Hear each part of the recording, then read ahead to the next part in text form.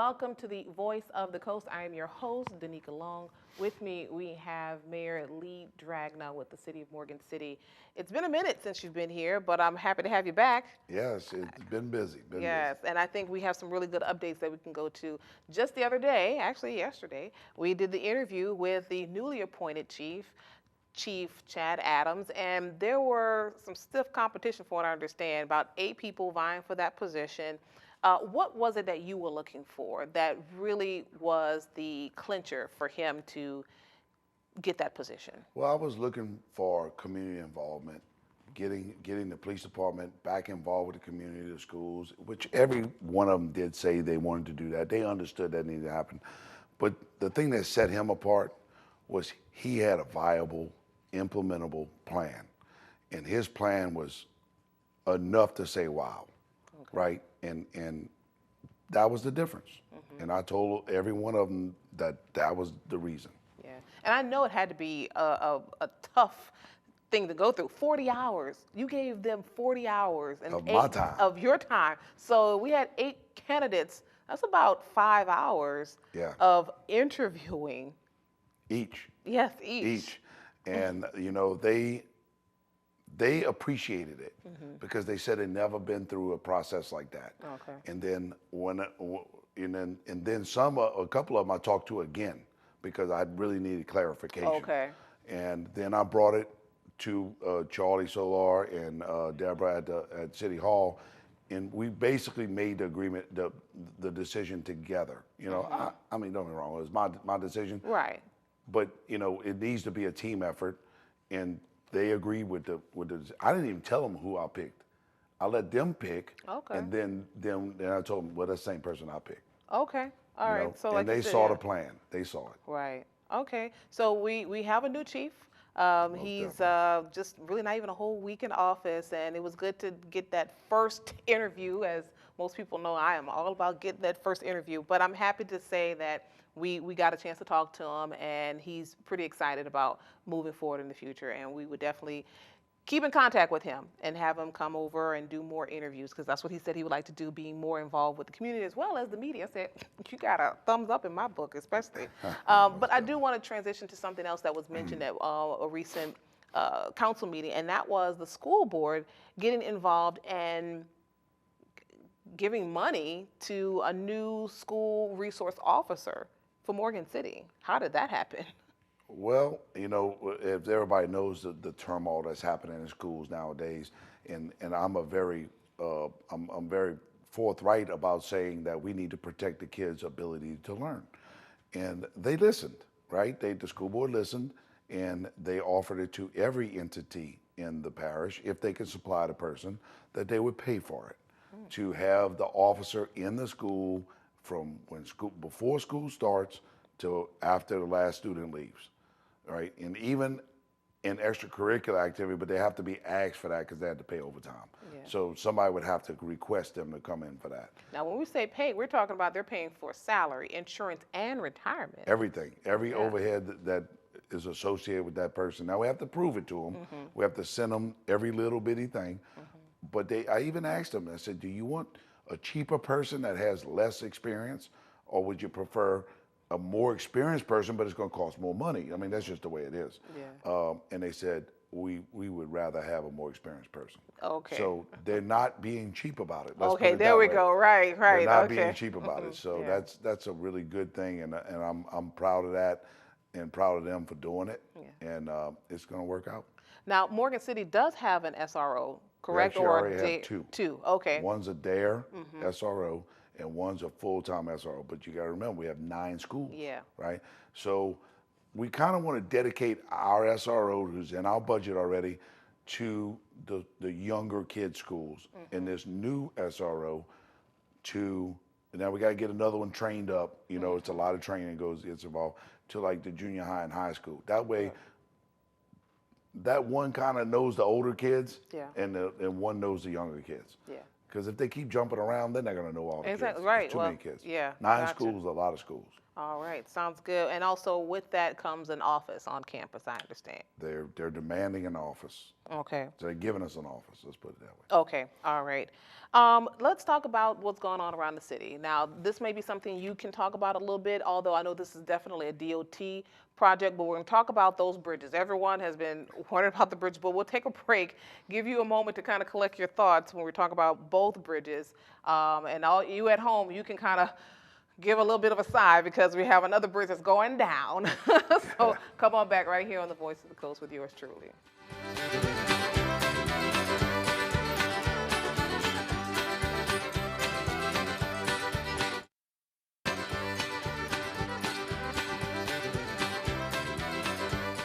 Welcome back to the Voice of the Coast. Let's get right into it with Lee Dragna, the mayor of Morgan City. We talked about the bridges.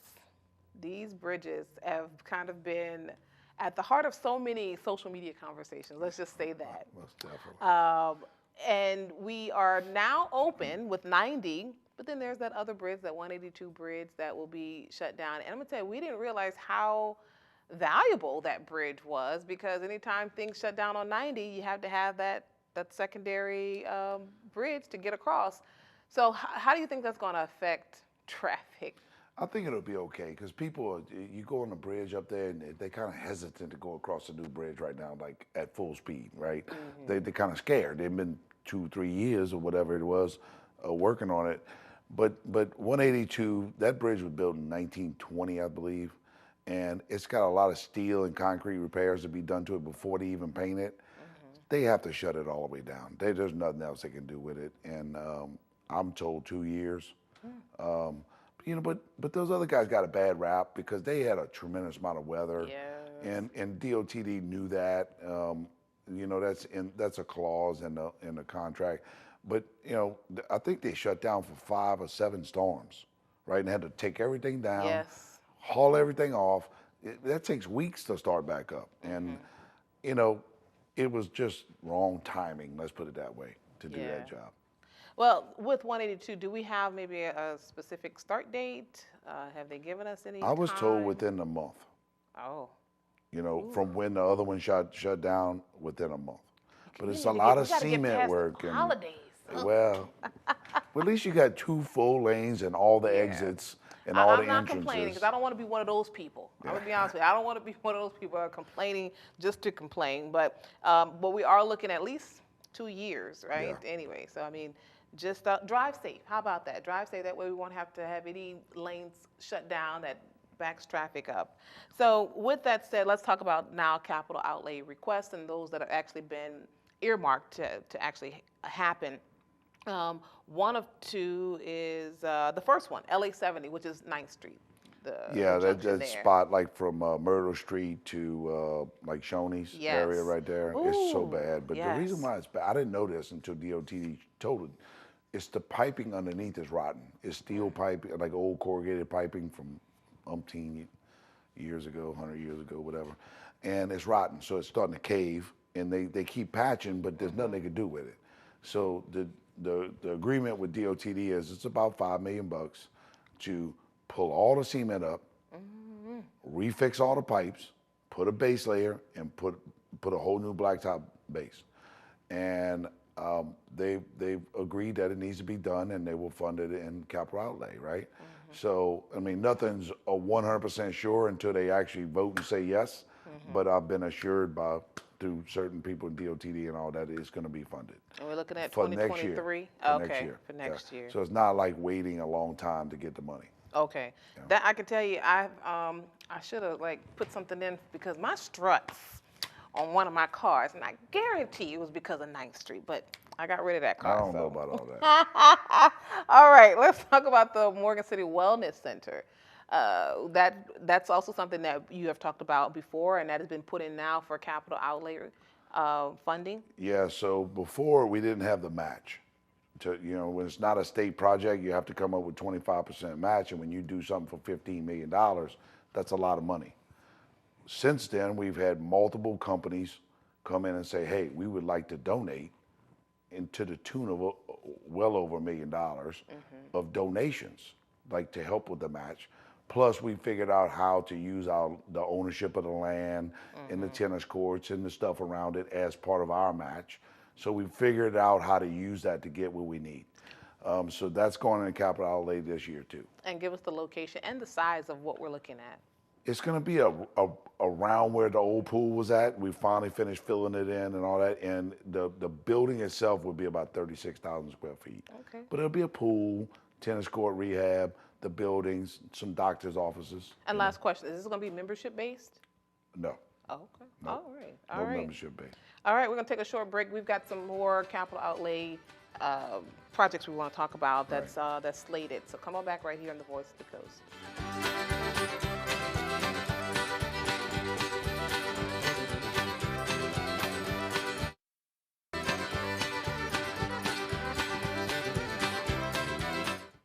Welcome back to the Voice of the Coast.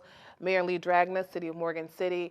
There are two projects, and I think you're pretty fond of this because talking about it at the council meeting the other night, you pretty much were really, really excited to have it presented to the public. And that was the weatherization program for a lot of some of the houses that could use a little more of a fixer-upper or facelift. And then, of course, the facade grant, which was open to businesses. They were offering like a 25% match to do some upgrades for some of the businesses. Let's take the facade grant first because that actually it's done. It's full. It's fully funded. Yeah. So yeah. I think 35 or 40, 30 something businesses I think took advantage of it.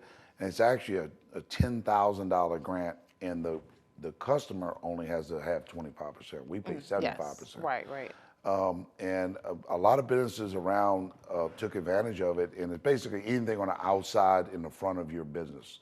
And we're seeing them around town. You see all these buildings that got nice paints, they have new awnings, new signs, new windows and stuff. They took advantage of it. Striping, stuff like that in the front of their building. It's really good because it just spurs the economy. You know, it helps the economy. And the facade grant, I mean, not the facade grant, in a weatherization grant, it's basically, you know, we're applying paint, caulking for a draft. It's more a lot of older houses, but it's in low income areas, right? And it's part of the ARPA funds. And we finally have a contractor now that's actually knocking them out one after the other. And it's not raining every day either. And they really starting to look good in the neighborhoods. And once we get like 2 or 3 on every block, you're going to see a big difference. Right now, they got to kind of spread out around so one neighborhood don't get mad about the other one getting all the work, you know. But but they're going at them 3 or 4 at a time. So it's taking a little bit of time, but in by the end of this year, you'll see quite a few. Yeah, and I've noticed that with that, you have some, I guess, homes that were denied. Let's just say that, but that's because it wasn't the homeowner or something. It's just either they didn't own it because it was like in a family mixed up, or they just made too much money, right? Or it was a rental property that doesn't count. Yeah. You know, and people need to remember, we put almost $600,000 towards this. It didn't cost the city one dime. Yeah. Not one dime. The money was free. Yeah. Just gotta understand where to get it from and how to use it. And you're using local contractors, is that right? All local. Okay. All local. Okay. You know, great. and having that grant writer made that because she wrote those grants for the people. She gave the grant to the people. Yeah. You So know, you have a contractor that did the business side, and then you also had a contractor for the weatherization for the house. Yeah, we have one contractor that won the bid for the houses, and on the businesses, the business owner contracts. We just pay the bill. Okay, Right? gotcha. Because it's not all the same. Hey, it's a win-win for both. I mean, They're homeowners buying local and stuff. They're paying sales tax. They're buying paint. They're buying windows. They're buying awning signs, all locally. Yeah. So it's spurring the economy all over the city. And I love to hear that. And something I need to go back to, I totally just flaked on this, but let's go back to the capital outlay request. Something, I know is like your baby, the Lake End Pier. We've talked about that, so where are they within that? Well, we had to deviate from that a little bit since we had some money that came in from donations for the wellness center. We kind of left the pier there. It's in the capital outlay, but we don't have the match for it. And we might think about some type of a bond issue with that later, not right now. That will be the future. Yeah. of tourism and Yeah. having really nice stuff. That is the future. Kind of give us a breakdown of what that looks like, because I think that's when, you talk about a pier, but give us, like, paint that picture. I've seen the plans. Yeah, yeah. So the pier is kind of like Pier Park in Florida, almost thing. Another beach that's protected by breakwaters where you don't wash away. It'll be a nice big giant pier, 2 or 3 steps down to the beach, behind basically a mall of businesses, restaurants, bars, and shops. So you can basically enjoy yourself. It'll have an amphitheater for little bands, stuff like that. Yeah. All right. Be really nice. And we're going to take another break, but we got to get back and come back and talk about 182, because we talked about 9th Street, and then we have 182. Again, got to get my struts fixed, but I'm just kidding. We're going to come on back right here on The Voice of the Coast.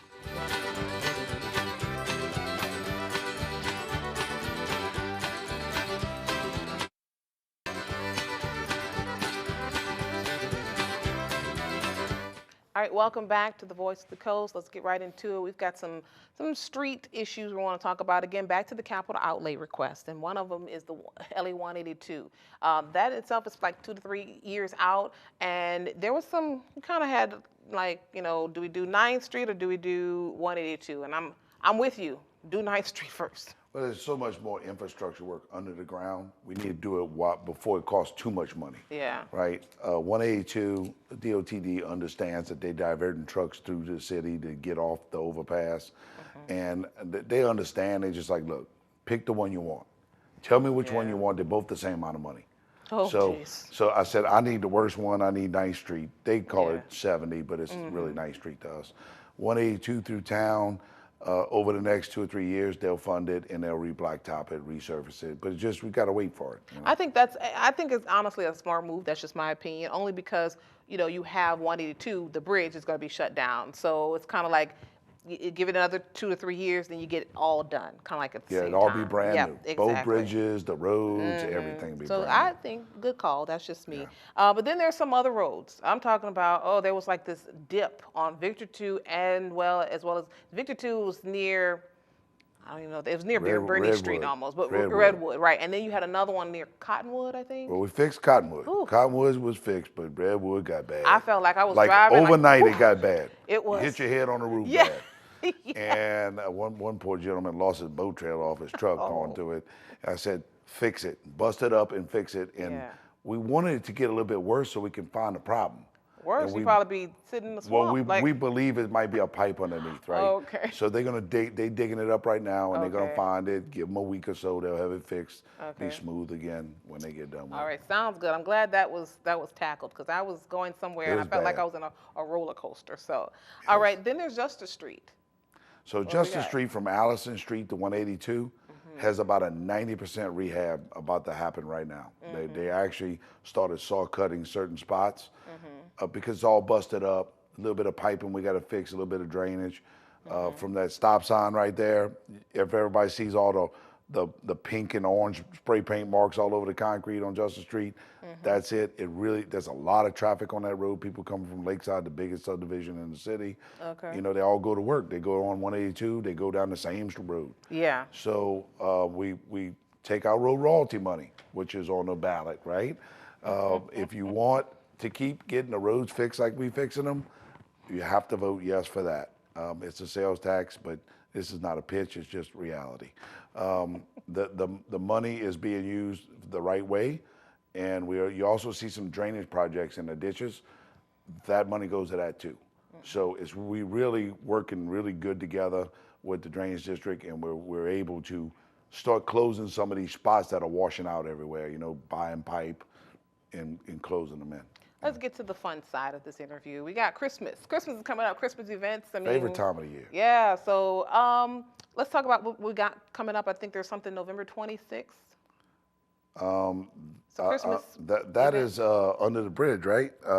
So you have mistletoe at Moss, and then you have a that's festival in the park, Yep. like a festival. Sadie Rankin is doing that, but also we got $10,000 donated from businesses in town to light the oaks.